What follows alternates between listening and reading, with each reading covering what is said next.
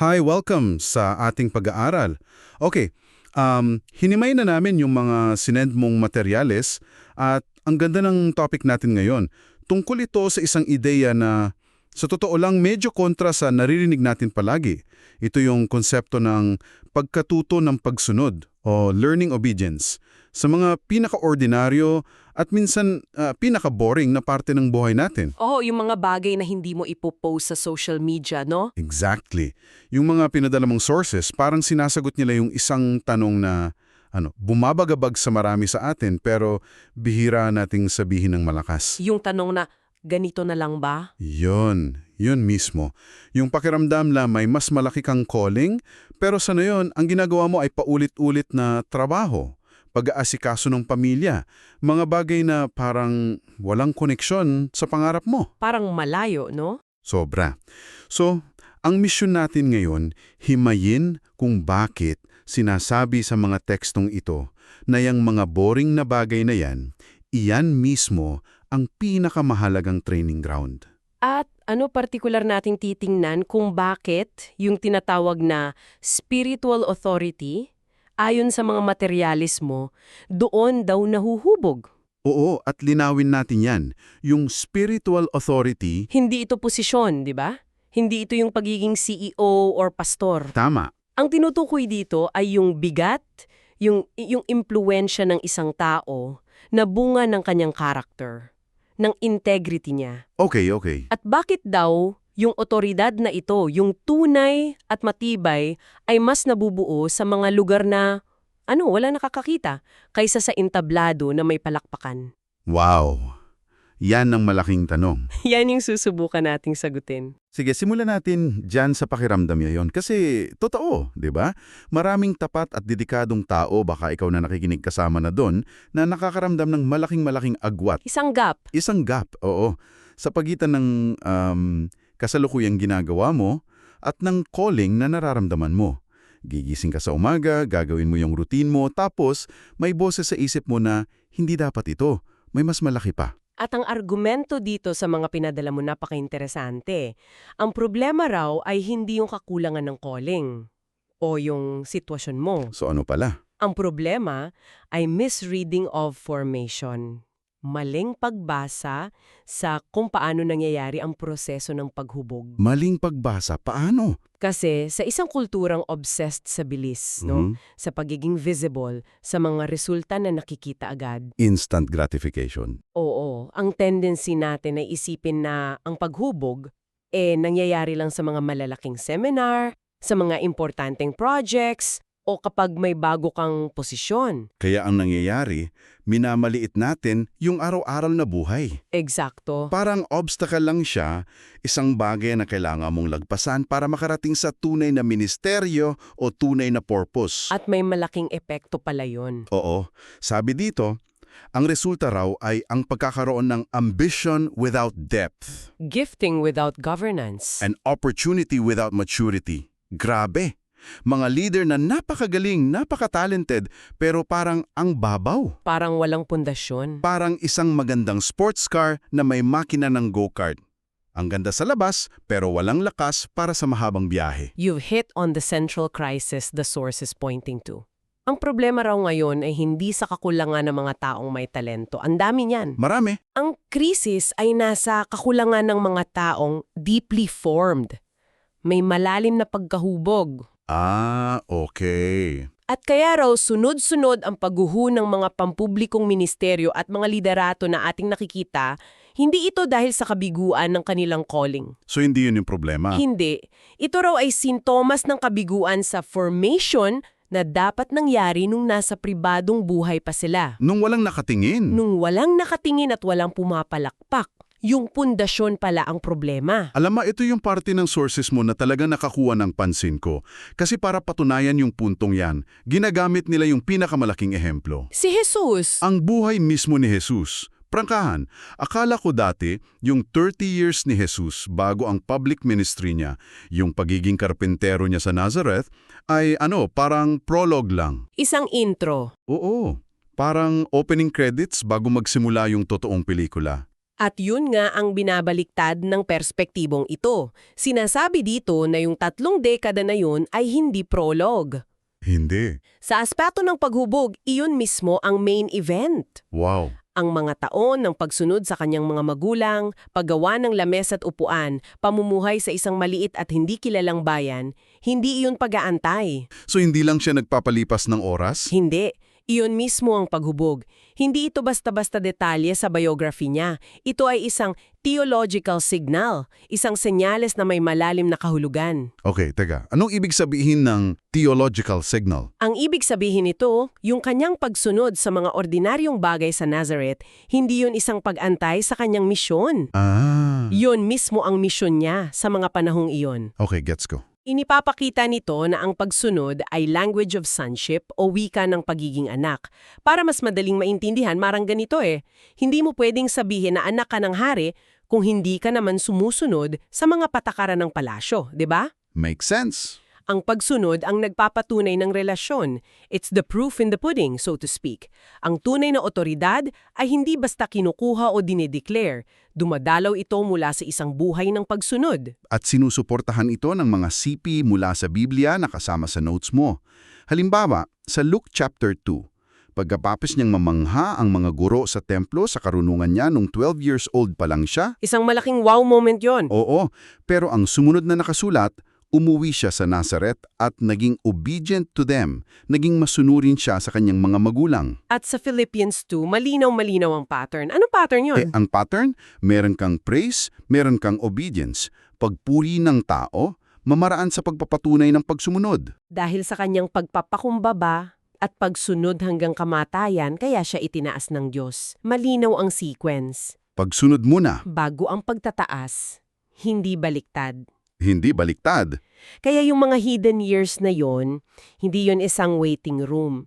Ito ay isang workshop of formation. Gusto ko yan. Workshop of formation. Oo, isang pagawaan kung saan hinubog yung karakter na kayang dalhin yung bigat ng krus sa hinaharap. Wow. Paano mo hahawakan yung bigat ng kasalanan ng buong mundo kung hindi mo muna natutunang hawakan ng may katapatan ang martilyo at pait sa karpinteriya? Grabe yung connection na yun. Ang pagsunod sa ordinaryong buhay ang nagpatibay sa kanya para sa pambihirang tungkulin. Okay, so kung ang pundasyon ay yung mga nakatagong taon, yung mga unseen moments ng pagsunod, paano natin malalaman kung handa na tayo para sa malalaking bagay? Magandang tanong. Dito ngayon, papasok yung isang ideya sa sources mo na medyo baliktad sa iniisip ng marami. Tinatawag itong principle of smallness. Yes, ang principle of smallness, hango yan sa sinabi ni Jesus sa Luke 16:10 na kung isasalin kung sino ang mapagkakatiwalaan sa napakaliit na bagay, mapagkakatiwalaan din sa malalaking bagay. Napakasimple pero ang lalim. Oo. Sa madaling salita, ang test ng kahandaan para sa malalaking responsibilidad ay hindi yung galing mo o yung laki ng ambisyon mo. Hindi. Hindi. Ang tunay na test ay yung katapatan mo sa mga maliliit at hindi kapansin-pansin na mga gawain na nasa harap mo ngayon. At kung titingnan mo, ito yung pattern na paulit-ulit sa mga kwentong binanggit sa materialis mo, no? Oo, si Joseph, halimbawa. Unahin natin si Joseph. Bago siya naging pangalawang pinuno sa buong Ehipto, ano muna siya? Alipin muna. Naging alipin muna siya sa bahay ni Potiphar. At kahit doon, naging matapat siya.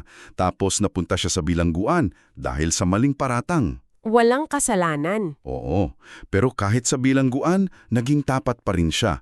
Doon muna siya sinubok. Sa mga lugar na walang kasiguraduhan, walang glamour. Ang ganda ng example na yan. Isipin mo, bawat yugto ng buhay ni Joseph bilang paboritong anak, alipin, bilanggo, ay isang pagsubok sa karakter niya. Oo, no? Mananatili ka bang tapat kahit nabitray ka ng mga kapatid mo? Mananatili ka bang may integridad kahit tinutukso ka ng asawa ng amo mo?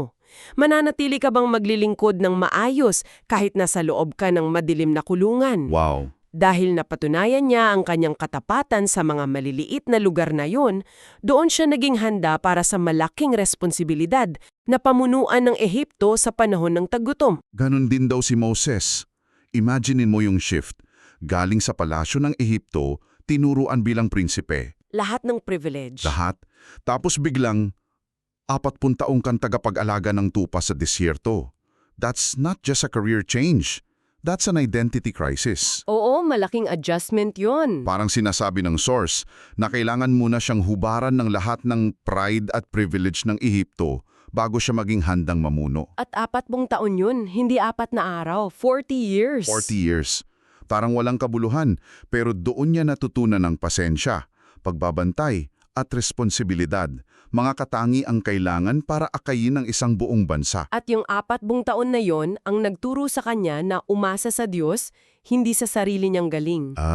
Natutunan niyang kilalanin ng bawat tupa, kung paano sila hanapan ng pastulan at tubig sa disyerto, yung skills na yon, na parang ang liit. Parang basic lang. Yun mismo yung ginamit niya para pamunuan ang milyong-milyong Israelita sa parehong disyerto.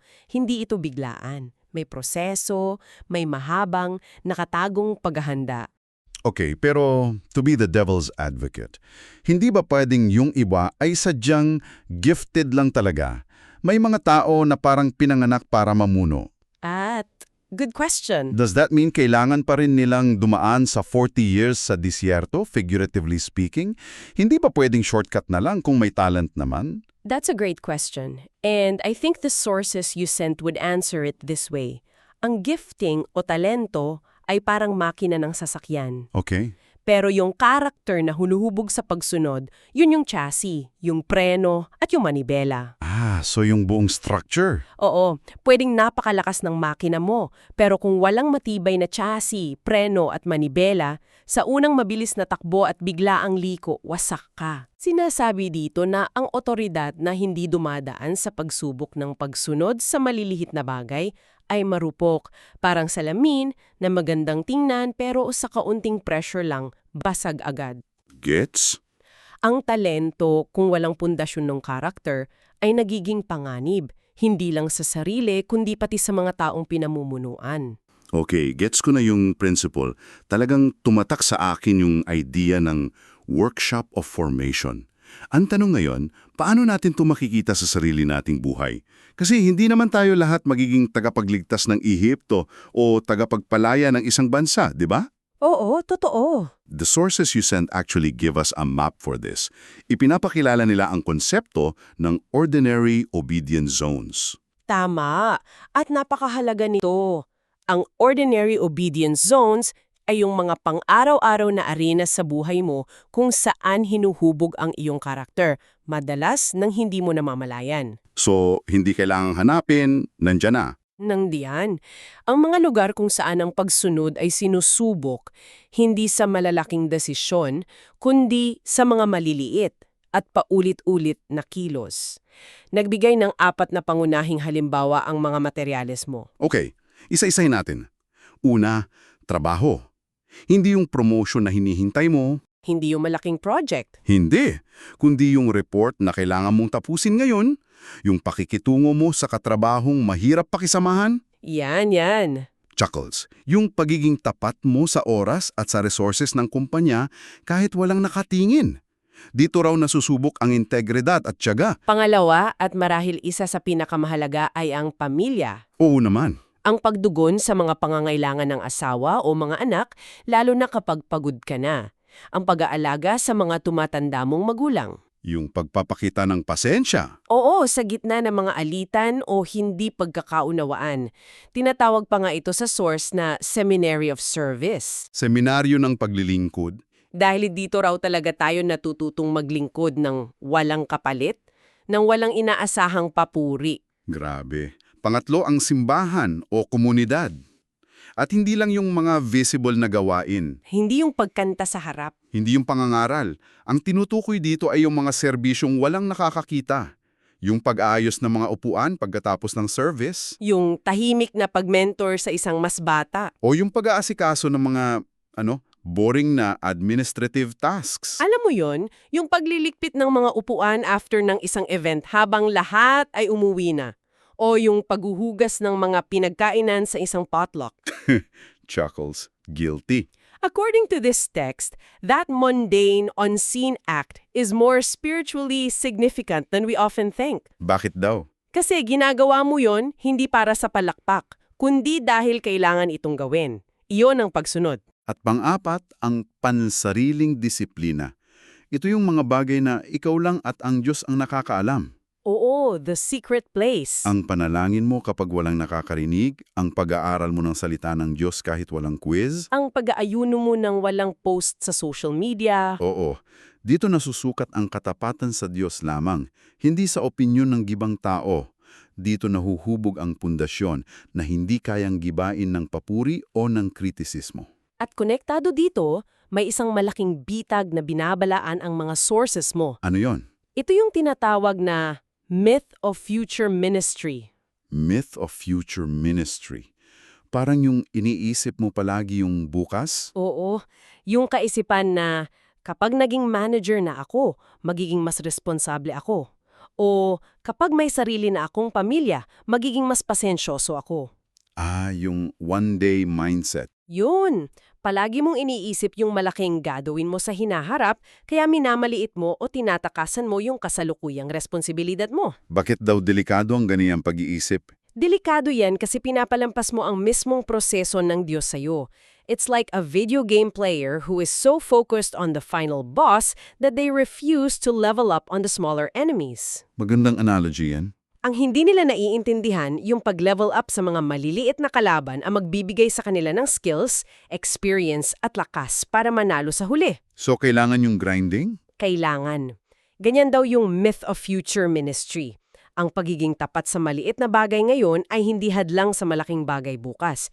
Ito ang mismong hagdanan patungo roon. Wow! Ang pagwawalang bahala sa kasalukuyan ay parang pagputol sa hagdan na dapat mong akyatin. Wow! Bilang paglalagom, ang pangunahing ideya mula sa iyong mga sources ay ito at napakalakas nito para sa akin. Ang ordinaryong buhay ay hindi hadlang sa iyong calling. Hindi hadlang. Ito mismo ang calling mo sa kasalukuyan. Ang bawat maliit na kilos ng pagsunod sa trabaho, sa pamilya, sa komunidad, lalo na kapag walang pumapalakpak, ay nagiging bato sa pundasyon. Bawat isa. Bato sa pundasyon ng isang matatag at tunay na otoridad na hindi kayang tibagin ng kahit anong pagsubok. Ang pinakamensahe ay, itigil ang paghihintay na magsimula ang paghubog sa iyo. At kilalanin na ito ay kasalukuyan ng nangyayari. Araw-araw. Sa bawat email na sinasagot mo, sa bawat diaper na pinapalitan mo, sa bawat upuan na ayusin mo. So, hindi ito tanong na kung. Hindi. Ang tanong ay hindi kung hinuhubog ka ba. Ang tanong ay nakikita mo ba ang prosesong ito at nakikipag-cooperative ka ba dito? Ang bawat ordinaryong araw ay isang pagkakataon para palalimin ang iyong pundasyon. At iiwan namin sa iyo ang isang tanong na ito para pag-isipan mo. Kung ang mga paulit-ulit na problema o frustrations sa iyong buhay na yon, yung boss mo, yung traffic, yung paulit-ulit na gawain, ay hindi mga hadnang. Kundi mga tool. Kundi mga precision tools, mga kasangkapang sadyang ginagamit para hubugin ka. Ano ang itsura ng pinakamatulis na tool sa buhay mo ngayon at anong katangian kaya ang sinusubukan nitong iukit sa